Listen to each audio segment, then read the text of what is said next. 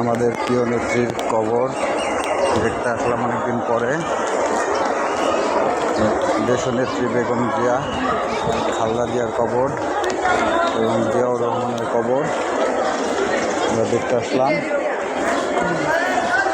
এই যে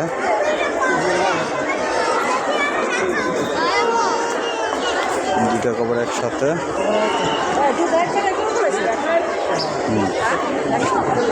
একসাথে করে ফেলাইছে।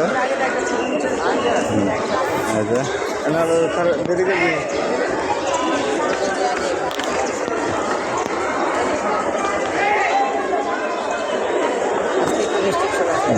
জিয়ার কবর। সবাই আমার ভিডিওটা লাইক এবং শেয়ার কমেন্ট করবেন। যারা বিএনপিকে ভালোবাসেন অবশ্যই লাইক কমেন্ট শেয়ার করে আমাদের পাশেই থাকবেন। কত মানুষ আসছে ঈদের ছুটিতে দেখার জন্য।